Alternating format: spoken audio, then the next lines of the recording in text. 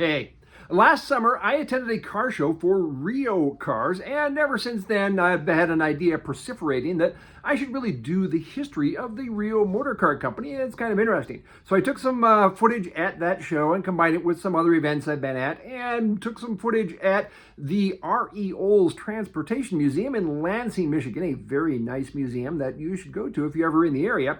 I might do a whole video on that museum in the future. It's nice. Without further ado, here is the history of the Reo Motor Car Company. Right. So Reo made cars from 1905 to 1936, and they made a very successful line of trucks from 1910 until it gets kind of fuzzy. Anyway, so let's kind of dive into what this company is, where Reo came from, and what happened to them. As is often the case, the story of the company is really the story of a man. In this case, Ransom Eli Olds, born in 1864. By 1880, the family has moved to Lansing, Michigan, and by 1885, Olds is in business with his father at his machine shop. Here's a picture of it here. I don't know if you can tell, but those things that are being loaded are steam boilers. Olds and Son are making small vertical steam engines. In 1887, Rance mounts one of these on the back of a little three-wheeled buggy with tiller steering. It's not a smashing success, but he returns to the idea again in 1892 with an improved version. Here's a picture of it from Scientific American. They wrote an article about it. Olds actually sold this to a company in London who then shipped it to Bombay. Unfortunately, it was lost at sea, but it does go down in history as the very first American car to ever be exported. Oh, by the way, that big steam boiler on the back, the fuel for that is actually gasoline, so this is a gas steam car. Speaking of gas, back at the ranch, the Olds family business is moving from steam to gas-powered engines. Here's an early Olds stationary engine. This is a business that would become very successful. With the move to gasoline, Rance produced his first gasoline-powered car in 1896. He immediately begins offering it for sale, and in 1897, with investors, forms the Olds Motor Vehicle Company. By the way, this car would have cost you $1,000 in 1896. That's well over $37,000 today. Vehicle production for 1897 reached, four cars. The new board of directors named this guy, Samuel L. Smith, as president and R.E. Olds as manager. The new board of directors sent Ransom to the drawing board, authorizing him to build one carriage in as nearly perfect manner as possible and complete it at the earliest possible moment. Ransom tinkered with various designs for the next several years, even looking at electric cars, one of which he exhibited at the first International Automobile Exposition and Tournament in Chicago in 1900. Meanwhile, the stationary engine business was still going strong. In 1899, it was combined with the motor vehicle business under the new name Olds Motor Works. This required additional capitalization and resulted in Sam Smith now owning more shares in the business than R.E. Olds himself. Meanwhile, Olds was still working on his car design. He was working with Thomas Edison to try and get batteries for his electric car that had the range that he wanted. Finally, in the fall of 1900, he sketched up a small gasoline-powered runabout. The car was being tested by October. By November, it was advertised for sale, and by March of 1901, they had over 300 orders. The new curved dash car was very simple even for the time. It cost $650. That's a little over $24,000 today. The car was a success and orders poured in. By 1903, Oldsmobile was the largest manufacturer of cars in the U.S. There was, however, trouble brewing in paradise. Sam Smith, along with his son Fred, wanted to move the company forward with larger and more powerful designs. Ransom disagreed. In a speech at the Detroit Automobile and Sportsman Show, he said, "The era of fad is over and the era of utility will begin. Within a decade, the car in general use will be one of 700 to 800 pounds in weight, small, compact, and simple in construction." In short, Oldsmobile was close to building the car of the future today. Olds and the Smiths have been clashing on matters both large and small for quite some time, but this was the final straw. R.E. Olds resigned from the company in January 1904. Cashing in his shares left Olds in a very nice financial position. But at 40 years old, he wasn't quite ready to retire just yet. After a brief vacation in California, he very quickly organized a new car company, this time making sure he retained controlling interest. In August of 1904, the R.E. Olds Company was incorporated. However, the Olds Motor Works objected, claiming they had rights to the name. After some discussion, they eventually settled on the Reo Motor Car Company. They had produced 2 prototypes by October of 1904, and by 1905 they started production. In 1905, Reo started by offering 2 lines, a 1-cylinder runabout and a 2-cylinder 5-passenger detachable tonneau. The following year, 1906, the year this car was made, they expanded the line with a 4-cylinder engine. I do want to pause for just a second here and point out something on this car that I think was just really cool. This is the smallest Reo. This is the single-cylinder Roadster, and you've got a back deck back there with a little brass rail so you can attach some luggage, but also it unfolds so that you can have some passengers back there too, so you've got a hidden back seat. It's also worth noting now that Reo in 1906 is outselling Oldsmobile. The car-buying public loves the new Reo, and by 1907 they would be the number 3 car company in the country. They were just behind the very popular Buick, but both were well behind the unstoppable powerhouse at Ford. And Ford hadn't even released the Model T yet. Here's a 1907. The year after this car was made, 1908, Billy Durant is looking to put together GM. He actually got an agreement with Henry Ford for Ford to join General Motors for $3 million. Durant then looks to Reo as another jewel in the General Motors crown. Olds agreed as long as he got the same deal that Ford got. So now we're set for Ford and Reo to join Buick as part of General Motors. Unfortunately, Durant had trouble raising $6 million and the whole deal fell through. That's a wooden fender, by the way. Durant then approached Smith over at Oldsmobile with a $2 million deal that Smith agreed to. Oldsmobile then became part of the new General Motors. Let's take a closer look at this 1907 as long as we're here. The engine is a 2-cylinder horizontally opposed, and it sits in the center of the car, kind of under the driver. There's nothing under the hood. That differential is an open chain drive, which must have been a bear to keep clean. There's 1 ignition coil for each cylinder, and up on the dash you see the coil box is large enough for 2 coils. Back on that 1906, you see a much smaller coil box. That's just a single cylinder.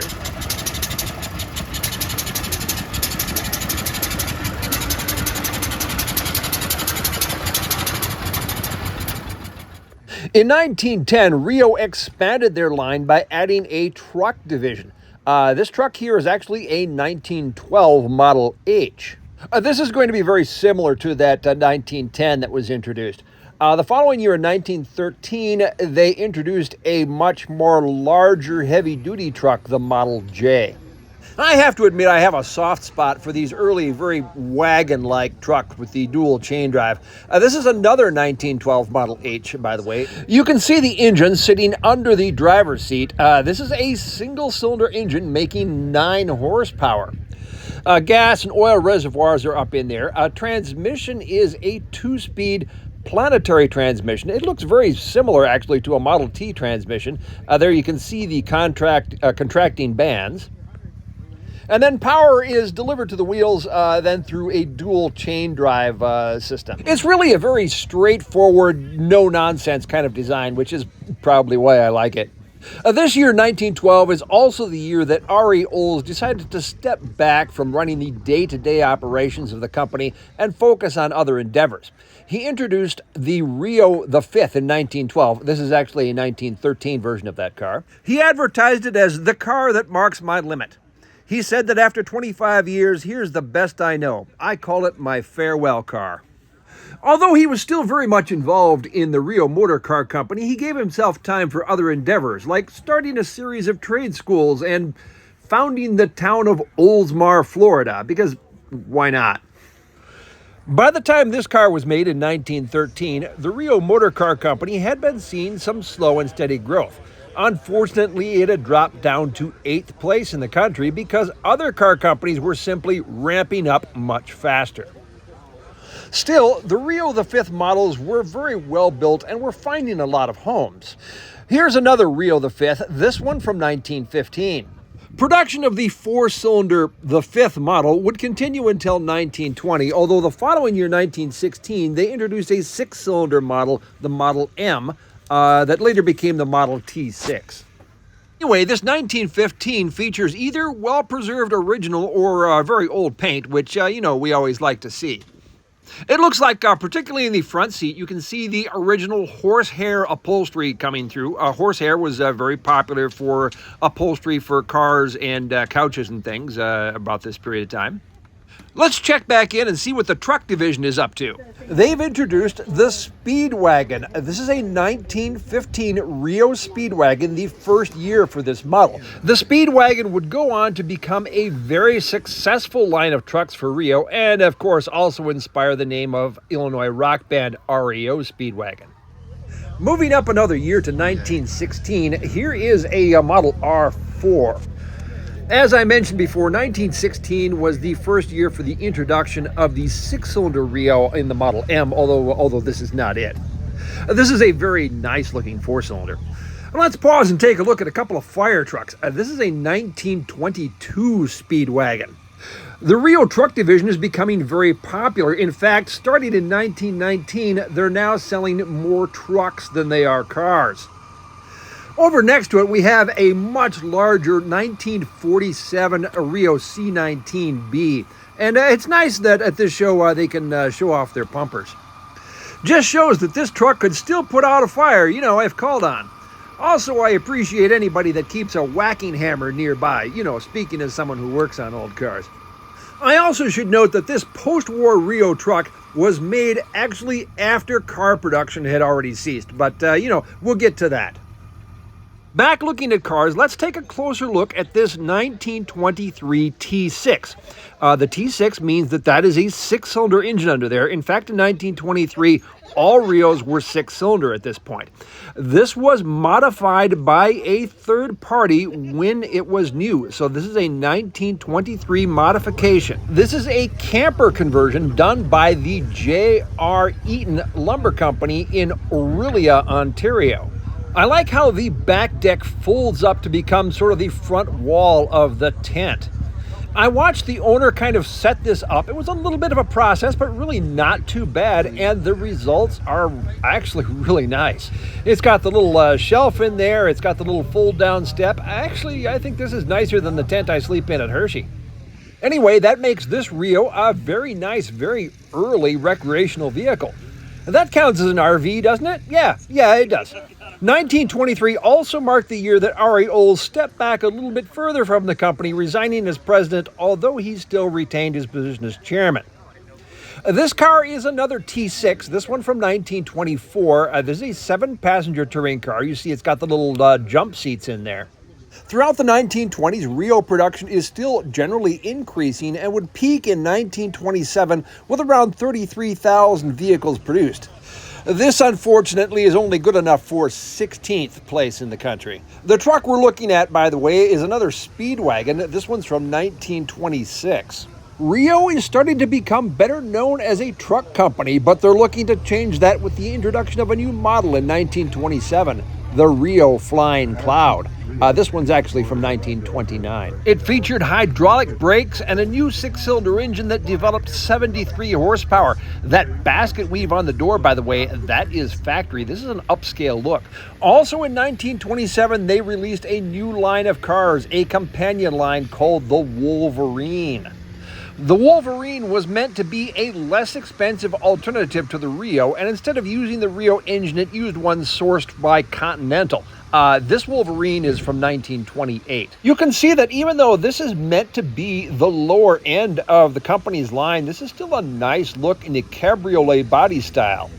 I really like the back window that folds all the way up to give you that flow-through ventilation. That'd be a nice breeze in the summer. The Wolverine was discontinued for 1929, and the Continental engine was moved to a less expensive line of the Flying Cloud. The Flying Cloud was then divided into two lines, the Mate and the Master. Let's talk a little bit about that name, by the way. Reo chose to name their new line after the very famous and fast 19th century clipper ship. This was a very evocative and almost romantic name at a time in 1927 when just about everyone else was naming their models after just letters and numbers. Remember that when Reo released their first Flying Cloud, Ford was still making the Model T. Here's another 29 Flying Cloud. This one is a mate. So this engine that you're seeing there is not a Reo engine, but a Continental engine. This coupe in 1929 would have sold for $1,375. If you had wanted the same body style in the Master line, it would have cost you an extra $250. However, you would have gotten the Reo 80 horsepower 6 rather than the Continental 65 horsepower. I really like that the back window rolls down. That's a nice feature. Also, the little detail of the Flying Cloud clipper ship is nice. For comparison's sake, by the way, a 1929 Ford Model A coupe was $525. Here's another 29 Flying Cloud. This one is accepting offers. Just as an aside here, if you manage to bring your unrestored barn find or half-finished project to a car show, even if it doesn't run, it will attract a crowd. Guys are drawn to these things like a moth to a flame. There, see? Everybody loves a project. Here's a 1930 Flying Cloud. At this point, another wheelbase has been added to the line, so Reo Flying Clouds are now offered in 3 wheelbases.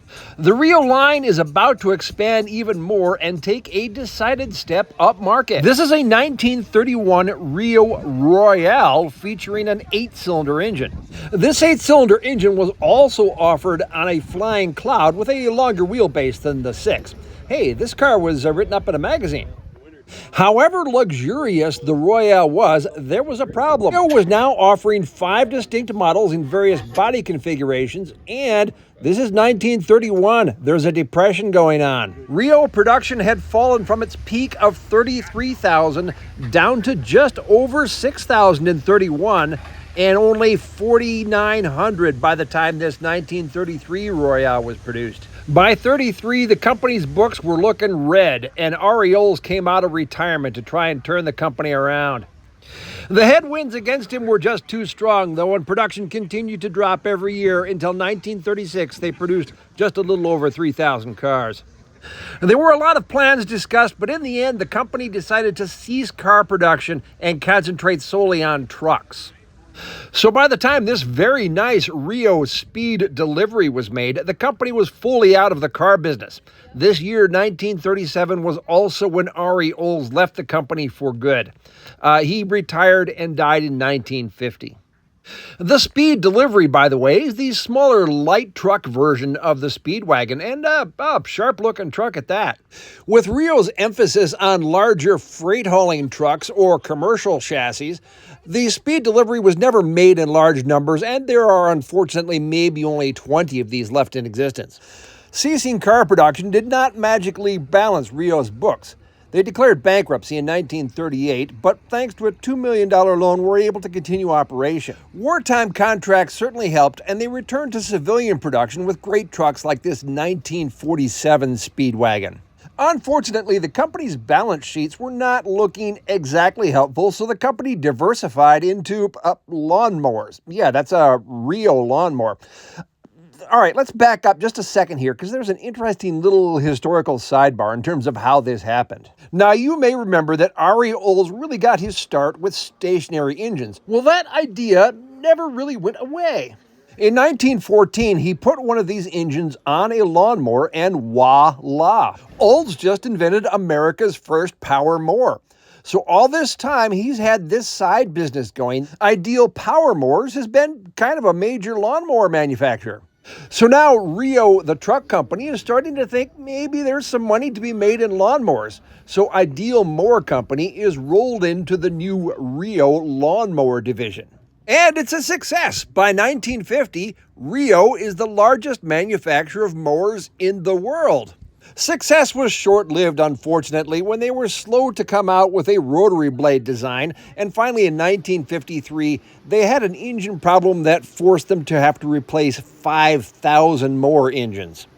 In 1954, the division was sold to Motor Wheel Corporation, and in 1963, that business was sold to Wheel Horse. The Reo name continued to appear on some mowers and snowblowers into the mid-60s. Reo also introduced the Trollabout. This is an inboard motor conversion for rowboats, but it never really caught on. Reo also diversified into wheeled toys for children because it was worth a shot. What they did is they bought an already existing company, PAL Products, out of Indiana, and that became PAL Products division of Reo Motors. They did that in 1953, but they sold that business in 1954. Hey, let's go check back in and see how the truck business is doing. Here's a very sharp-looking 1953 F-22. Business, however, was not great, and the truck manufacturing division was sold to Bond Aluminum and Brass of Detroit in 1954. What little was left of the company took over a small company called Nuclear Consultants Incorporated that still exists to this day under the name Nucor. Meanwhile, in 1957, Reo Trucks became a division of White Motors. White also owned Diamond T Trucks, and in 1967 merged the two to form Diamond Reo. In 1971, investor Francis Capert bought Diamond Reo from White, but he declared bankruptcy in 1974, the year this Diamond Reo Raider was built. Another investor, Loyal Osterman, bought the company, and the newly renamed Diamond Vehicle Solutions continued until it shut down in 1995. The company did have a resurgence in the 2000s, though, as T-Line Trucks and Chassis. Well, I hope you liked that brief history of the Reo Motor Car Company. Stick with me because I've got some other great videos coming up in the future, so go ahead and subscribe to the channel, and there's a little notification bell you got to hit so that you get notified when I release a video. Otherwise, YouTube keeps it secret for some reason. Anyway, go ahead and like the video, comment on the video, tell me what you think, share the video with your friends, just, pass it around. Anyway, there should be a link right about there so that you can subscribe to the channel, and a link right about there for some of the videos that I've already released. There's some good ones in there. You should go check them out. Anyway, until next time, I'll talk to you later.